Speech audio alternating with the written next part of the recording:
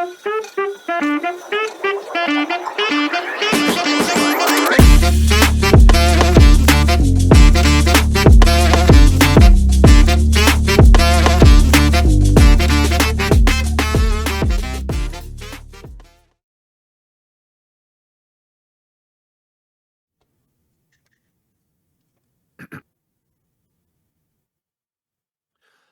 and gentlemen, boys and girls, welcome to an exciting episode of You've Already Peaked Gaming Podcast, featuring your host, Locarthemanbeast, and also featuring me, the LobsterDust.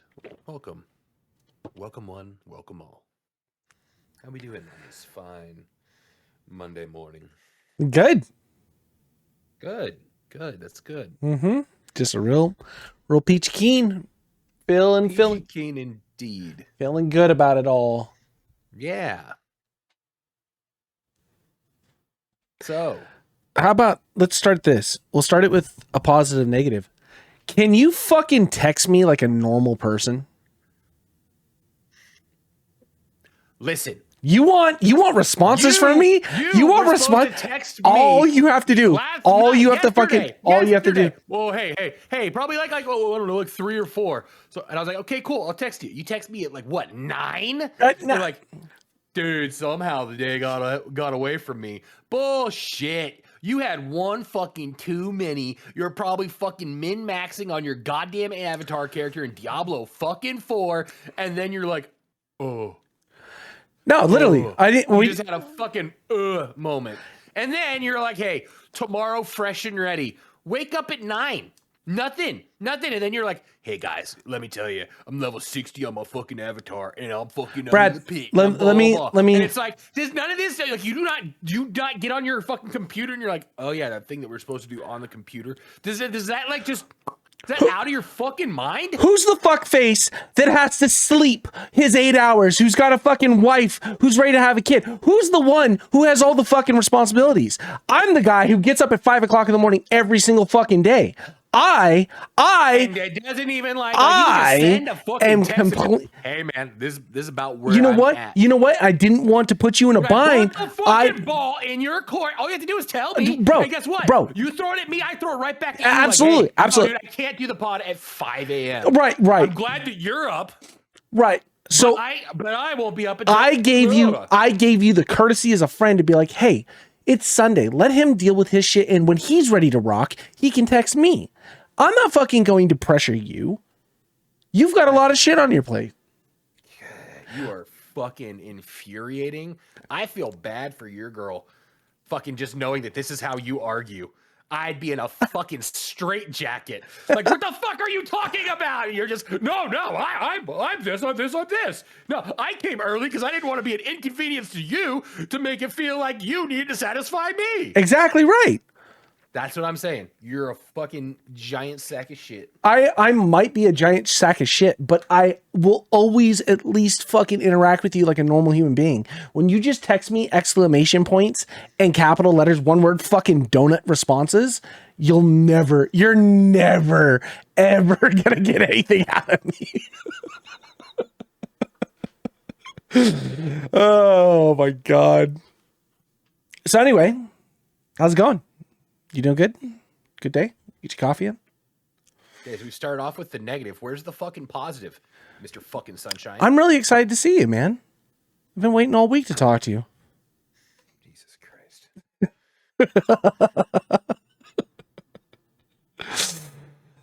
Oh, yeah. Anyways. Oh, is that a game? Oh, dude. What's in? I tell you, man. I'm not super pumped on it. Yeah. I need a more dialed in for me. I don't need to know about, all of these games that I don't give a shit about. There's a lot of Nintendo in here. Yeah. There's a lot of fucking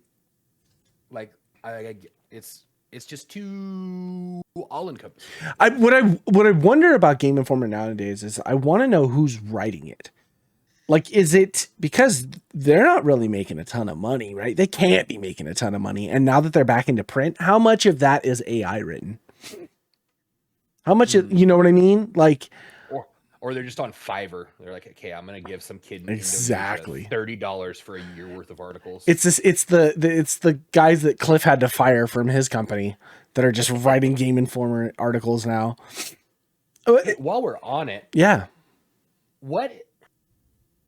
How long ago did we bring up the game or the electronic gaming companion? I wrote them. I gave them money. I feel like 2 years ago. 2 or 3 years ago. So I wrote them an email because I had moved a bunch of times, and I was like, "Look, here's the thing. We should just, if you don't ever have to deliver, just come up with a somewhat decent idea, bullshit your way onto it. What do they get? Like fucking $3 million in funding? Yep. Once I have $3 million, I can probably make some shit happen. Like, what are you doing?" So I wrote them a message because I had moved a bunch of times and I had to like change addresses and stuff. And I was like, "Look, I just want to make sure that it hasn't been sent out and I missed it. Like, I know that I was a late backer, but I want to at least make sure that like first wave, second wave got fucking their stuff. I'm not just like, I didn't just miss it, because if I missed it, that sucks." And they were like, "No, we actually haven't sent anything at all. The digital version's coming. The digital version just came out like, I don't know, a couple months ago." Yeah. And I was like, "Oh, okay." And they're like, "We're really trying to get this done. We want to be shooting." When I messaged them, it was the end of last year. So like, "We want to get this out before Christmas." Still fucking nothing. So it's like, it was a dope idea. It was a dope thing. It is. And what's the hurdle? So I checked like 2 days ago. Okay. Because I was just like going through like I feel like there are things that like I've paid for and haven't received. There's like a tabletop game. Mhm. There was that. There's like the dungeon crawler stuff that like I know that's like a ways out, but I just want to make sure like things are in line. Yeah. And then like as I'm going through, I was like, what the fuck happened with that? And then I'm looking, and like the last update was like they're trying to get it out before Christmas. Yeah. And they put the digital thing out, and all the comments are like, wow, it's been how many months and no updates, no anything like this. And like I'm reading through the digital thing, like, what have you guys done? Because like I am constantly correcting like grammatical errors. Yeah. Like, is that what the fuck is going on? Well, like, you guys didn't edit anything, you just put something out, and now you're realizing you have to fucking comb through everything before you send it to print. Well, my next thing about it too is that the question that I had, because I saw a bunch of that too, was that originally in the electronic monthly stuff? Like, was just bad grammatical stuff already there? Are they just doing 1-for-1 prints? And if that's the case, like, what's taking you so long if you're doing 1-for-1? You know what I mean? Yeah. That's the question. Copy paste. Yeah. You're just on their website, just like highlighting, click. What are you doing? I also wonder if they, because print's weird, right? Print's where you end up with an actual physical copy of something that turns into like royalties, licensing, shit like that. You put something out digital, who cares, right? Did they do all this like as like a, hey, we want to like a nod to all this stuff, and they started collecting money for it, and then someone else came back and was like, hey, by the way, like Nintendo was like, my logo on page. Yeah. Boom, boom, boom, boom, boom, yeah. boom. I'm getting $3 per. Exactly. Or God forbid, in one of the issues was a Disney thing. And then, you know what I mean? Like, just fucking nuked. Yeah, exactly. Like, I have to imagine something that big would come with issues. I don't know. Just fucking throw it all in an LLC, collect your money, send out the prints, declare bankruptcy, shift your assets, declare bankruptcy. Yeah, exactly. Like, dude, company went under. I don't know what you want. And like the people that are trying to like make money off of this are obviously the people that are like no longer there. Like, I can't imagine, like 2K is coming back being like, oh, we need like $3 on this. But then again, you look at like all of 2K's assets and where they're at. It's like, all right, I can see them trying to get any money they can. Yeah. I don't know. Yeah. Not a bad idea though. We should just come up with just like a night full of fucking blow. Just like we should do this, we should do this. Just write it all down. Pick the most likely thing. Fucking get on Canva and make like a fucking spreadsheet. Put it on Kickstarter, and then just sit there for 4 years. Yeah. Run minimal ads. Just collect money. It's like, okay, now we have all this money. Now we actually have to do it. Yeah. Yeah. And you run into Star Citizen at some point, right? Is that what Kickstarter is? It's that just is. like a bunch of guys like throwing their ideas when they're fucking just like, oh, we should start a business, and getting all the capital up front. It's so wild to go. I was just on Kickstarter today, actually. There's a game coming out. It's like a crafting survival game, but it's all done vertically. So you're in like a post-apocalyptic like world or whatever, but it's like a skyscraper building. So everything you do, zombies are really fucking good at climbing. yeah, exactly. They use the stairs. But like your whole crafting and survival world is just a vertical building, like all the way down to like basement levels and then all the way up to like the top or whatever. So like you just do this whole vertical climb.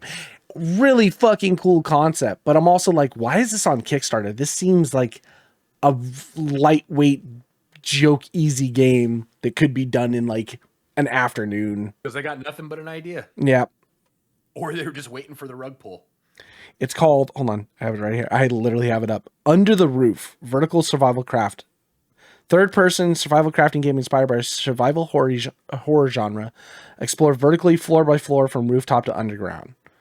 And the whole idea behind it is like it is just a full-on survival craft, like, top to bottom. I mean, it's a cool fucking idea. I like that idea as a survival crafting. I also feel like that's game will get boring so fucking quick. Like that's a weekend game. And then you're like, all right, I've seen it all. Yeah. You know what game I've been playing a lot lately? Solitaire? Wordle? It's called Quarantine, the Final Check.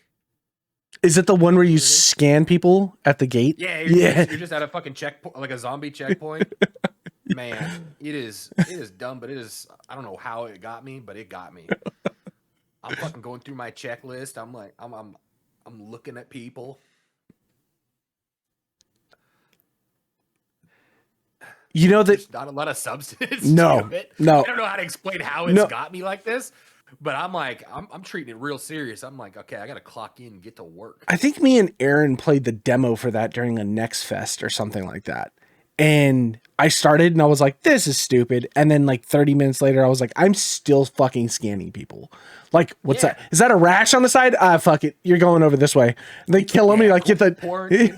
Fucking, dude, I am just, and I'm colorblind. So there's a lot of things where it's like poor inspection. Like, what the fuck do you mean poor inspection? So I'm just sending people to the lab, ripping out their fucking guts, looking for new symptoms. I don't know, but it's got me. The same company that did this game did that police contraband game. No, don't need another one, Trevor. Don't even need. It's amazing. It's a you play in like Russia or something, and it's just like it's a vehicle checkpoint, and you just like inspect people's vehicles for what they're bringing in and out. You like take their shit out of their car and like open up their baggages and stuff, and like, oh, you're shipping grain, like pull it up, like cut open all the bags to look inside to make sure there's no contraband. Like, why is this exciting to me? I don't know.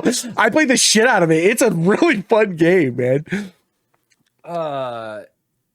It's. Do you ever play Papers, Please? No. Okay. Same type of thing. A lot less intent. It's not 3D by any means, so it doesn't have Minneapolis. No, exactly. Yeah, you have to like put a mask over your face before you start your day.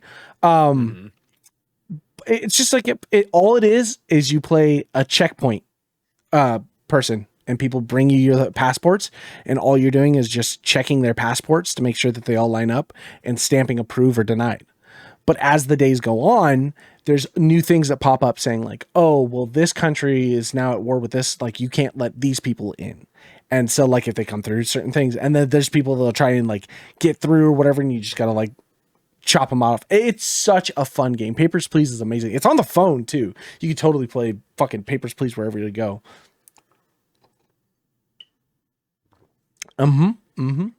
Games like that are stupid addicting. It did piss me off when I saw it. It might have been on like the Steam Deck. Like I clicked a thing and it was like games by genre, and it was a simulation. I was like, ugh. Papers, Please. Yeah.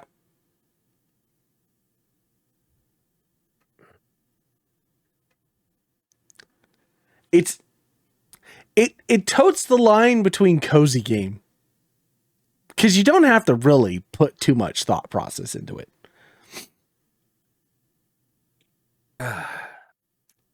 Yeah.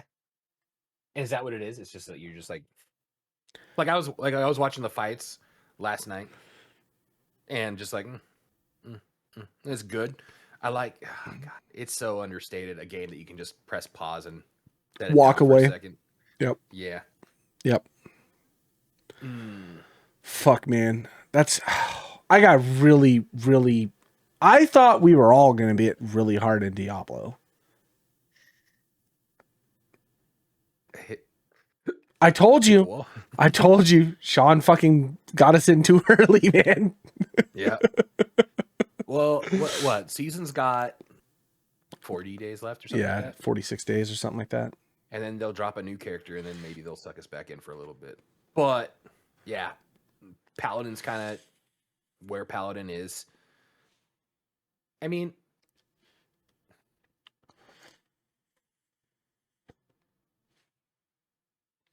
I don't know. I think the stark difference between this week and last week. I know. I know. Man, Diablo's got me back. It feels good. You better get that fucking fishing game in there quick, boy. See, this is our problem with video games, man. We've been having this problem for years. Everybody's like, fucking let's go. And I'm over it. You know what I mean? It's so bad ADHD. Like, I'm having fun with Diablo. Like, I'm still having a ton of fun. But I've gotten to the point now where, like, on my Paladin, I've gotten to the point where I'm doing incremental increases. What, you're right there? Yeah, that sound. Keep going. It's funny. I will explain in a minute. I'm just doing incremental increases where I'm just like swapping stat for stat. You know what I mean? Like I'm not increasing, or like I have no new affixes that are really like the be all. Like the build is pretty much set. I'm now just at a point where like I need my astral gear to be rated higher so I can get more out of that gear. You know what I mean? Yeah. And so like clearing pit 75, no problem. 78, I think, is still a cakewalk. I haven't done 80 yet, but like I walk through 78 again, and I was like, oh, okay. I've literally got something together where like I'm okay. Like I'm good to go. So now what? Yeah, and so I started killing all the bosses, and I started taking all the fucking icons and like going and killing all the bosses around the map. Yeah, now you're going to like what? Like Echo of Lilith, Duriel. Like, yeah, I killed like, that's it. I destroyed Echo Lilith on Torment 4. Like just fucking mopped her up. I was like, oh, okay, cool. So that's rinsed her. Yeah, just done. I went and did all the stuff. I fought the Belial to see how well the mythic drops are. I was able to do 3 runs on it before like I'm getting to the end of my material that I have to summon them or to, you know, open up the chest. Fucking no mythics at all. And I'm like, that's a slow grind. I've gotten to the point now where I'm closer on turning in runes for a specific mythic than I am from having a mythic drop. I've never seen a mythic drop. You know what I mean? It's like, and again, I guess that's cool because it's the super, super rare stuff. You know what I mean? Yeah. That's supposed to be like your end game. Right. Just fucking grinding. But then, you know, It seems like a lot of work though when you've got to farm this to get to this guy, to then farm this guy to get to this guy, and then to farm this to get to this guy. Holy shit. Yeah, 100%. And then not only just that, but also that the idea of if you're going to have mythics as being these really rare, unique drops, don't make a crafting system for them. Don't make a box. You know what I mean? That's just kind of like a cheap way of doing it. I could potentially make 2 mythic boxes and see what drops out of it. And then if I don't like them, I could scrap them to get material back. But I think you only get 1 of those mythic sparks back per item, but it takes 2 of them to make 1 box. So it's like, I don't know where to go. Should I make the box and roll the dice, or should I fucking save the things and just farm out the actually craft it? Exactly, you know? Yeah. But then it's like where I'm at. It's also one of those things too. I look at it and it's like the mythics are dope, but like they're not gonna do anything grand for my build. It's just that 5% difference. Yeah, That's really it. But then the next question is too, is that if you run those mythics, like you can't get them astral or ascended or whatever the fuck they're called. I was gonna say maybe that's why you grind, so that you can try to get them in a higher thing. Right. And if that was the case, that's totally cool. But like getting 6 of each of the specific runes for something, that is like, it's excessive. Do I have a lot of blues? Absolutely. Do I have a lot of yellows? Yes. Am I limited on the legendary ones? Like, yeah, those do not come very fast. Yeah. Maybe there's a better way of doing it, because you do have the nightmare dungeons that have like gem drops and like out of the Tree of Whisper boxes and stuff. So like maybe there's a higher chance of you getting more stuff that way, but I don't know. I can't. It's just part of me is like, I can't be fucked for that type of grind. Like that is excessive. It's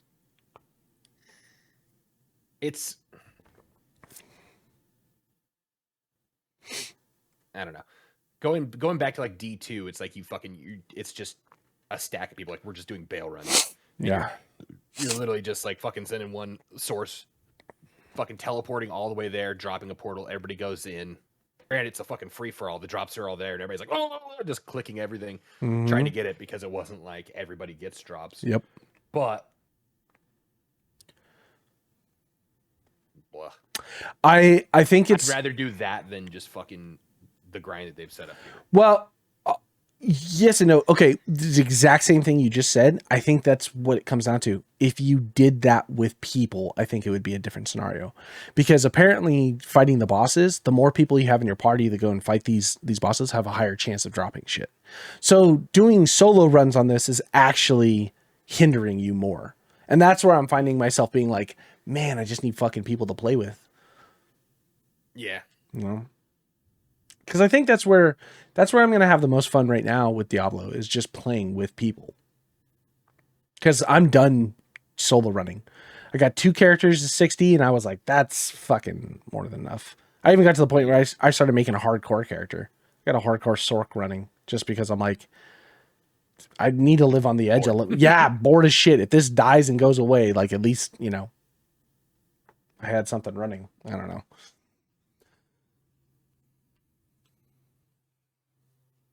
Well, it was fun while it lasted. It was a good 2 weeks. That was a good 2 weeks. That was a good solid 2 weeks. On to the next. Yeah. Which is? I downloaded Diablo 3, Diablo 2, and Diablo 1. And I started Diablo Immortal, but... And so I went through, because part of me was like, I wanted to see like the progression of things and see what was so different and like what felt good. Because I was having so much fun playing Diablo 1. Or Diablo 4. I went back, played Diablo 1, and I'm like, that's just leave that one there. That hasn't aged. Nostalgia can keep that where it's at. It's not by any means fun. That is a slug. It's fine, but you don't need to play it. Diablo 2, well, that's still pretty fucking good to this day. And then I played Diablo 3, and I was like, man, I forgot how much fun Diablo 3 is. But I played so much Diablo 3, I just cannot be fucked to play it. Yeah. I got through Act 1, and I was like, okay, cool. I think I'm done.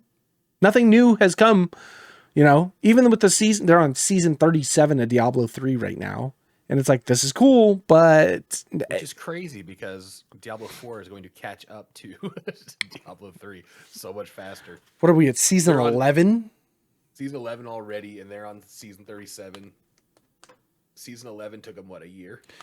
Yeah, well, seasons didn't start with Diablo 3 until like 2 or 3 years into its lifespan. Still, how long was Diablo 3 out that they're only on season 37? Well, there's season 11's already for true. D4. I think their seasons lasted a lot longer at the beginning too. Have they increased their seasons? Yeah, I think it's on the same schedule. It's like 60 days or whatever the fuck it is now. So it's never going to catch it. Nah. Maybe. I don't know. I mean, if Diablo 3 stops getting updates. Touche. Oh, man. Yeah. All right. Well, hey, yeah. Talk to you guys next week. Yeah, seriously. That's about all I've got for gaming. Nothing, dude. What else is coming out? Oh, did you see the announcement for Fable? Oh, yes. Okay. That one's got me a little bit. Okay. Yeah, does it? Oh, fuck, man. I know, it pisses me off too. I'm so. It pisses me off because they took away the bad. Yeah. Makes you look bad because now bad is very ambiguous. Yeah. And even if you're bad, you'll find followers and people that agree with you. Sure. Kind of leaning into it. Give me a cult. Yeah, let me be bad to mask my followers. Okay. Was I the only person that had this feeling though? I'm watching this. I'm watching the dev. Did you watch the dev one? Where the devs were talking and all that stuff? They were like a little bit of it. Okay. Because I saw the announcement trailer or whatever, and I was like, okay, cool. I'm fucking pumped. Let's go. New Fable. Like, you can't do any worse than Fable 3, you know? Let's go. Mm-hmm.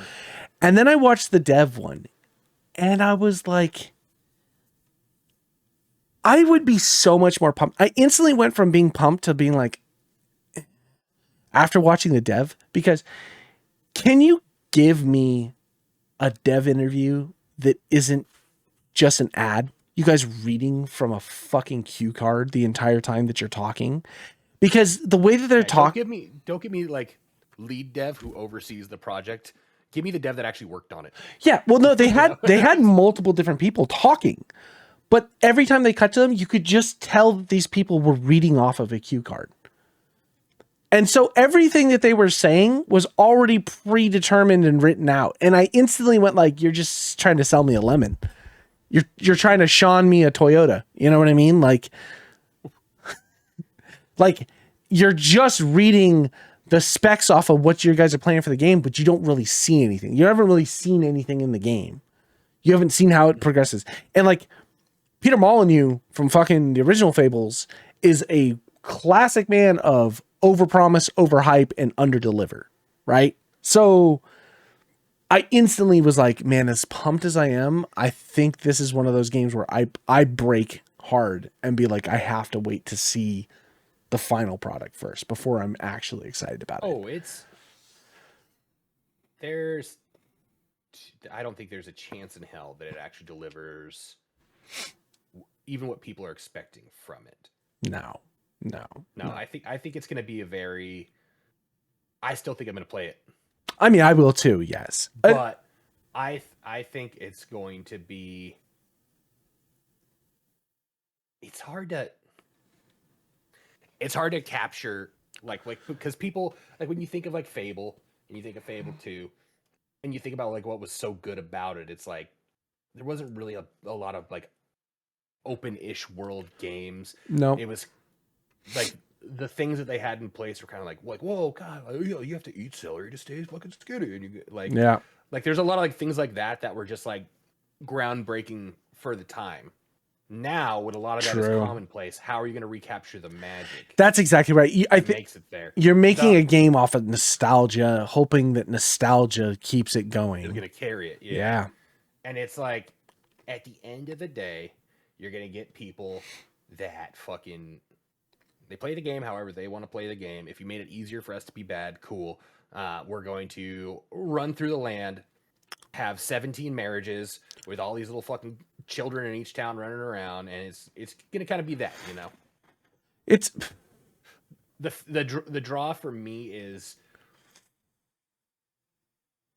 what's it going to be like after that big chunk of story is gone, and I am just running around in an open world doing whatever. yeah. Oh, yeah. What you manage that? Yeah. How much of that becomes like replayability? Like if you're gonna have this open world, like, Yeah. and I think that's kind of the crutch with open world games too. It'll be right back to the. I'm just a guy who's got one income, who has 7 families, and I'm just going from state to state, dropping off the money to pay the rent for my bills. And I'm like, okay, I gotta go on a business trip, honey. Moving on to the next one. Yep. You give me enough of that, it'll be a fun game. Man. Fun-ish. The problem with open world games is they leave the story, the exploring, the adventure up to the player or whatever, which is fine, you know, for most part. There is something to be said about a good story, like a linear story game. Mm-hmm. You know what I mean? We're all the things where the whole story is playing out. Yeah, you're not missing something. Yeah, maybe you have some arcing paths that give you some side quests, but for the most part, Baldur's Gate, if you miss something in chapter 1, you might never get it for the rest of the thing, and I could not be fucked to play chapter 1 again. 100%. You know? Yeah, no. And so when you have these original games that were very linear, and then your whole thing is like, we're doing it in an open world game, like, gay, like you're trying to let the game be more of than the story. You know what I mean? Like you're trying to emphasize the game more than the story of Fable, which was so fucking cool back in the day. Fable 3 was an absolute giant pile of dog shit, honestly, but it still did some cool things in that game, you know? So I don't know, man. Or am I just getting too old that I see this thing like Fable pop back up and I'm just so jaded and cynical because of what gaming has done to me over the years that I look at it and I'm instantly like, nope. You're not going to fucking fool me. I don't want happiness. Fuck you, dopamine. I think it's perspective. You think so?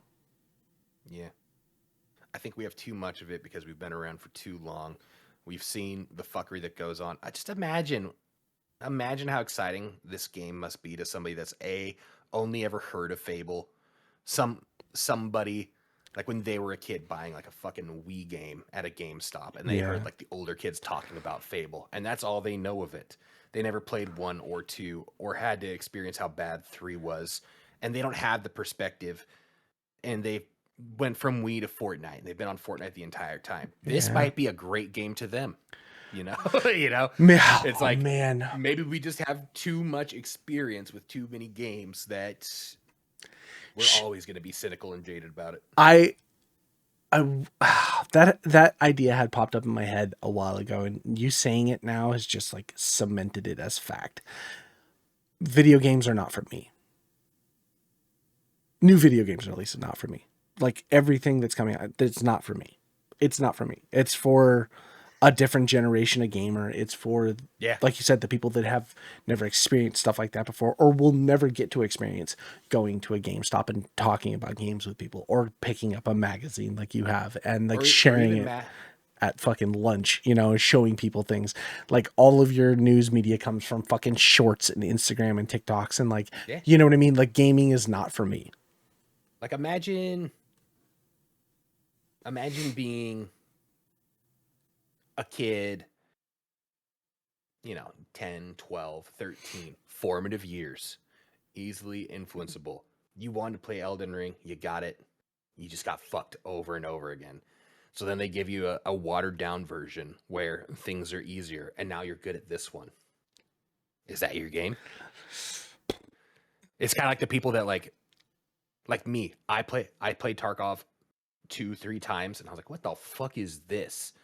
And then I went to Cycle. I was like, oh, this is so much better. Yeah. Like more, yeah. You know? Yeah. Like I had to like take a step back and kind of learn the genre maybe a little bit before I could appreciate what Tarkov actually was, before I could invest the time in it to be good at it. True. I mean, I think maybe this is that for those. that's the easy, normal, hard mode in video games, right? Some people always put the game on hard and then just fucking bash their head against the wall forever. Some people put it on easy just so they can enjoy the game. You know, it's like, God, man, that fucking sucks. But you nailed it. We are definitely not the target demographic. No, because old gamers are old gamers. Old gamers are gonna play what they want. Yeah, like they're trying to get the new malleable minds. They're trying to appease to shit, dude. It does come to a point though. Like if you look at games like Dragon Age, Veilguard, like where they are reaching for a target demographic that they're kind of missing the point, you know? Yeah, I definitely. Oh man, and then because you're taking an older IP, right? So who's gonna play it? Probably a lot of the older heads, but they're trying to appease to what the fucking like the TikTok algorithms punching out. And so see, that was the thing during like when Twitch got really, really big, like pre-COVID and during COVID time, where games started becoming like you started seeing the game that was quick to be played via Twitch and everywhere, and then that was what was popping, and then you had clones of that game or whatever, and like as the Twitch kind of fallen off the side, now it's starting to like turn back. Like they're starting to find out that more players want to play single player games, like more gamers in general want to play single player games. And I think a lot of that is because, one, if you had to ask me at least, would you rather play a single player game or a multiplayer game? I look objectively at what multiplayer games are out right now, and I'm like, yeah, I'd rather play a single player game. You guys don't really have shit out there multiplayer wise. You know what I mean? I think the gaming industry also then turns into the next thing is like, how do we make money?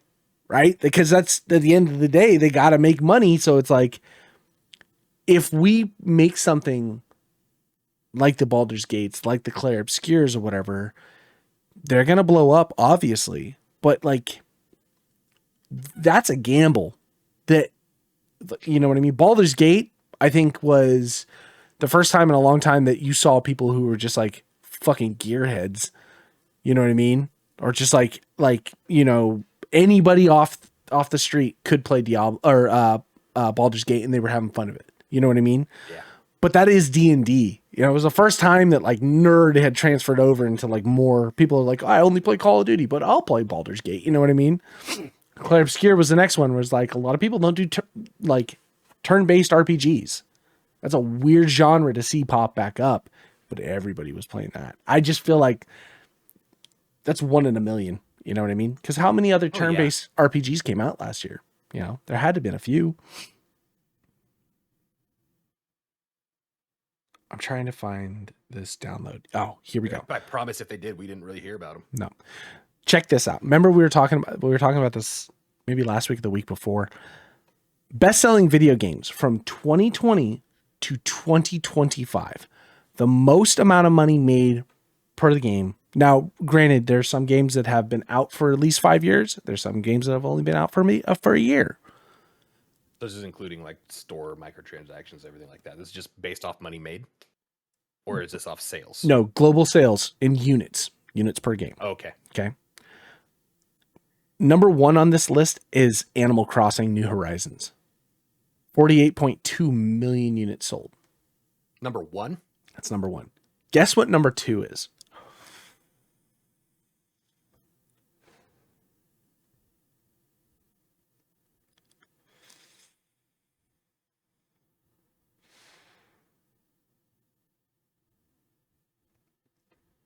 Nothing. Tell me. Hogwarts Legacy. Really? 34 million units sold. See, this is what fucking TikTok and Twitch and everything has done to my brain. I was thinking like some like dumb game like Among Us or something where everybody buys it to play it with their friends and shit like that. Nope. But then like you said like some of these could be like 5 years old. I guess that is like 5 years old though, huh? Yeah, I mean, yeah, at least 4. God damn. In my head I was looking back at like I don't know, like DayZ or something like that, where like once again somebody did it on Twitch, it was funny and everybody bought it to try to fucking catch in with the trend. So check this out. That's number 2. Number 3 is a tie. So Cyberpunk, Call of Duty Black Ops Cold War, and Call of Duty Vanguard. 30 million units sold. Okay. So realistically, you got Elden Ring. Oh, 4. Sorry. Elden Ring, Cyberpunk, and then 2 Call of Duty games. So 4 games tied for number 3. This is over the past 5 years. Baldur's Gate is like almost last on the list, 15 million units sold. And that came out, what, 2023? Yeah. So a couple years difference between Hogwarts and Hogwarts Legacy came out the year before Baldur's Gate or the same year. I think it was year before. I think it was like what, Thanksgiving, Christmas, no, like February. Right there, February. like December. No, Hogwarts Legacy. Came out in February of some year. Yeah, that was Super Bowl that I saw everybody playing that. 2023. It came out in 2023. February 2023.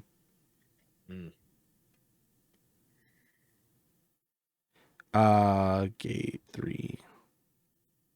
2023. Baldur's Gate and Hogwarts Legacy came out the same year. Baldur's Gate moved 15 million units. Hogwarts Legacy moved 34 million units. Now, you could argue Baldur's Gate moved them to gamers. Hogwarts Legacy moved them to gamers and those fucking Harry Potter nerds. How many people like just had like a console laying around that they played like X, Y, or Z, and they started playing it again so they could play Hogwarts Legacy? Or how many people went and just like they're Harry Potter fucking nerds, just like Disneyland adults? I'm not judging anybody. I'm kind of one of them. But how many of those people were like, oh man, I want to play that, and they got a console just for that? Yeah. Or how many parents just bought it for their kids because it said Hogwarts on it? Yeah, no, exactly. You know what I mean? That's I think more. Not even saying it wasn't a bad like game or anything like that, but I almost feel like the IP pushed it more than the game itself. True. Now the game was great. Yeah, the game was good. So I'm not trying to take away anything from it, but I think I don't even know what you could do comparable to that would push that many copies. No. I don't know either. And then but that's all because honestly the next like biggest thing I could think of is like the MCU, like Marvel universe. Sure. But they have such a bad track record with games. Yeah. The Avengers game was dog shit. Yeah. Yeah. They're like, no, I'm not fucking playing that. Well, also, when you release a game as a live service game and then shut it down like 2 years. That's what they did with DC did the same thing with the Justice League game. It's like, God damn. Yeah. Like I said, I don't think, well, here's also another. So what was 4? You said 3, 4. 4 was, okay. Or was that just a tie and then the next one? No, so I mean, it's like Animal Crossing, Hogwarts Legacy. Then it's 3 is Elden Ring, Cyberpunk, the 2 Black Ops. Then you got Black Myth Wukong at 28 million. That doesn't count. Bots. Pokemon Scarlet and Violet at 27.2. You've got Phasmophobia at 25 million. That's a Twitch thing right there. It Takes Two at 23 million. I can see that. Zelda Tears of the Kingdom 22 million. Helldivers 2 at 18 million. Hey. Monster Hunter beat Baldur's Gate. Monster Hunter Rise at 17.5. Nintendo Switch Sports at 16.3. But I also have to feel like that is because it's also sold with the console. That's kind of a cheap one. Mario Brothers Wonder at 16 million. Pokemon Brilliant Diamond and Shining Pearl at 15.1. And then Assassin's Creed, God of War Ragnarok, Baldur's Gate, and Pal World all at 15 million in last place.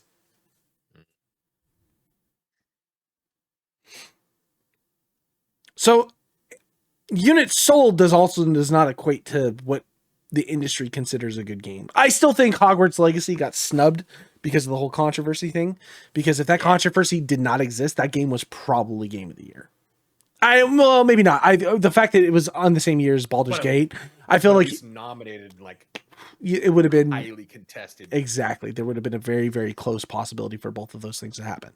But because there was controversy, it kind of got dropped. So then it's like, you start looking at the rest of the gaming industry. It's like, Amy, again, it's not for me. It's not for me. What I think is good is not relevant. Just like I was saying with this, it's like a lot of this doesn't necessarily apply to me. Nah. I want to read one of the articles or whatever's in there, because part of me wants to wonder what they're writing about. There hasn't really been anything interesting coming out. So like, what are they projecting? Is there reviews in that still? This specific one is kind of like a wrapping up of 2025. Okay. So it's the end of the year one. So this one, like, it's big, like, article is on the new WoW expansion. It talks about like different expansions, timelines, XYZ. But then every now and then it just skips to like, oh, whatever the fuck this is.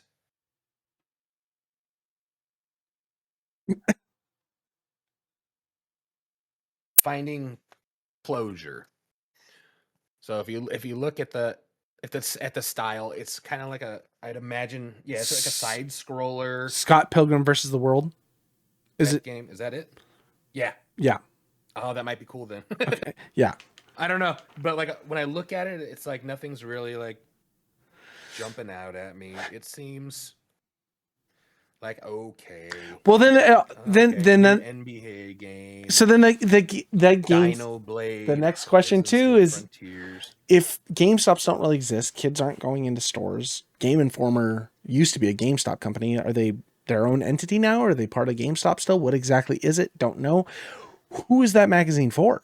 Is that for the kids? Is it for me? Or is it? It's just supposed to be for everybody. Which, if you're going to have a game like that, it doesn't say anything about GameStop on like the... I mean, I have no idea anymore, but I'm just... something. I almost feel like if you're going to have a magazine, right? Mm-hmm. That's like, okay, this is that. Let it be... I'm trying to like equate it to something that might already have that, but let there be like okay, like the kid stuff is going to be in the front. Let me flip to the back where I know that they're going to have the stuff that kind of like applies more to me. Sure. You know? Or is it because it's in Playboy? Let me look at the centerfold. Yeah, exactly. Right? I mean, give me like the centerfold thing. What's the big draw? Or is it because it's in print that they have to keep it PG for everyone? And it very well could be. You know what I mean? And it's like, why are you... Ugh. Ooh, there's a fucking idea. Make a Game Informer where I can subscribe to the rated M for mature version. Don't give me anything with the E in it. People's actual, like, every article is like an opinion-based article, and people are a little bit more crass and like adult with their thought process and their speaking. I would read the shit out of a magazine like that. Like, and let the games be a little more like, I'd say it can have E, but for the most part, I don't fucking care about a game that has rated E for everyone. It's probably not going to spark my... Do they even have that anymore? E for everyone games? Yeah, absolutely. Is that just for consoles? Like, does Steam have it? Everything has an ESRB rating. Every video game has an ESRB rating. Really? If you go, I've actually ever noticed that. If you go to your not picking up physical copies. Yeah, exactly. If you go to the Steam page, right hand side, scroll down under like single player and stuff like that, you'll see the ESRB rating for all your video games. No shit. Mm-hmm. They have to list them by law. So, I mean, I'm sure you could probably get, like, you got to think all the like indie games and weird shit that comes out online, like the Ichigo like style games. Those probably don't have any ESRBs, but anything that's like mainstream, like through like a publisher, distributor, I would assume there's probably ESRBs on everything like that. But because anybody can upload their shit onto Steam, I would imagine you have to pick something legally. You have to pick something. So you would just say mature or NA or something like that.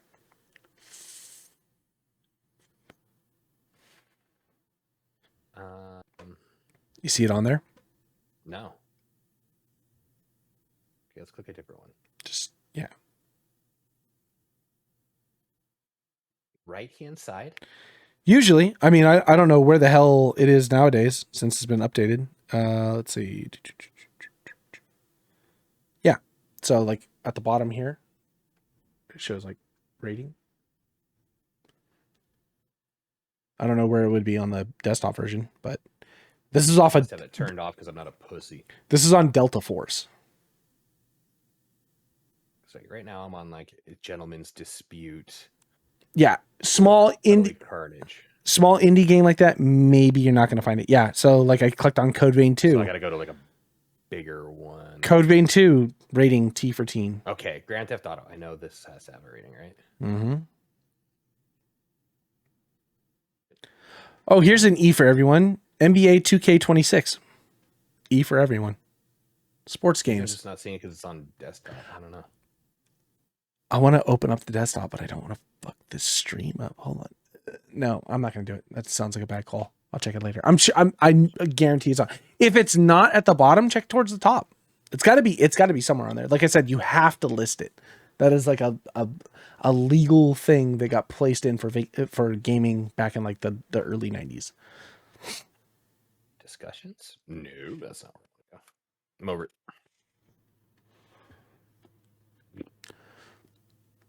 All right, let's throw a weird curveball at this fucking podcast.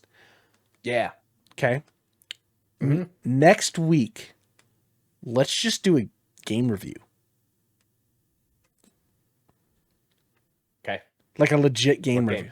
I don't know. We have an hour that we normally shoot, so we can do a couple games. We can do half of the podcast as a game review. You know what I mean? But like a legit, like pick a game that we've both played. It can be any game. Old game, new game, doesn't fucking matter. I think it should be a new game that we've not played that we have to play. Are you going to have time? Give a review. Yeah. Okay, I'm probably not going to have a ton of time, but I will try. Fucking give me attitude. Fucking how about you stop playing fucking Diablo 4 for the sake of this fucking podcast? And how about you respond to my fucking questions when I ask you? And how about you ask a real fucking question? You ask a real question. How do I find new games? How do you releases? I'm gonna explore new content on Steam. I'm gonna go to new top sellers released this month. Fucking, that's what I'm talking about. Okay. Also, then if we're gonna do it, I like a normal review, like how you would normally see it. It's got to be by like we got to talk about the graphics, we got to talk about gameplay, sound design, like fucking like intuitiveness, like whatever comes out. We got to top to bottom it. I want a fucking legit game review for this. Maybe this is something you should do with fucking Aaron then, because I'm gonna be like, not enough tits, didn't care about the soundtrack. Meanwhile, Aaron's listening to fucking whatever fucking soundtrack. He's like, sometimes I'll just put the game on so I can listen to the sound of a hammer hitting an anvil. Like, fucking nah, dude. You're not gonna fucking get that from me.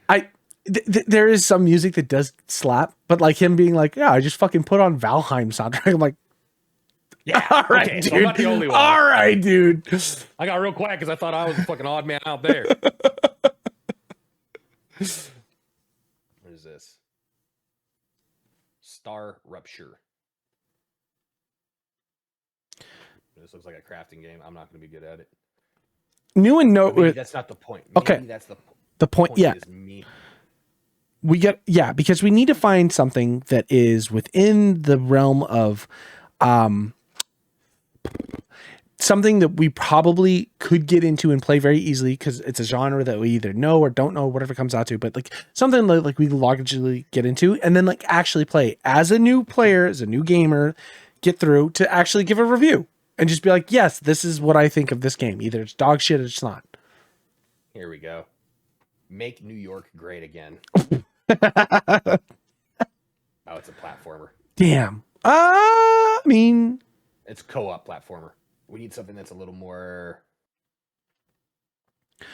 I guess the next question from there too is also, how much money do we want to dump into this? Oh, I'm not like dumping a lot of money. That's not out yet. No, I think it could even be like a free game, right? It could be, yeah. We're literally just going to review anything at this point. Multiplayer life simulation. Nope. All right, well that's our homework. Find a game that you're gonna fucking dive into. We've got all week. We have all week to sit down and play it, and so we can kind of put together a review. And okay, all right. If we're gonna do this, so what we want graphics, Mm-hmm.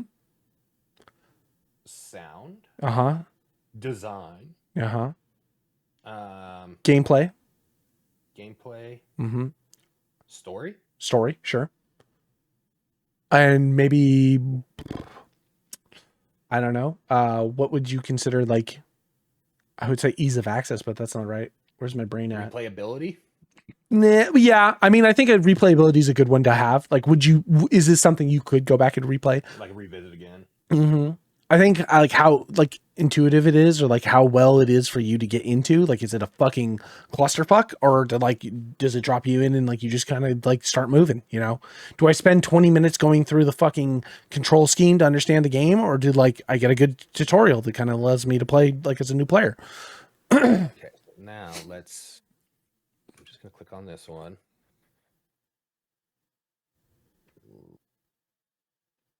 Where's reviews? This doesn't really. What are we rating out of 10? Out of 100? No, let's do out of 5 stars. 5, whatever. That's an easy base rating. 5 stars. Each one of the category, let's do it like this. Each one of the categories could get 1 out of 5 out of it, and then the total one is the average. Total. Okay. Okay.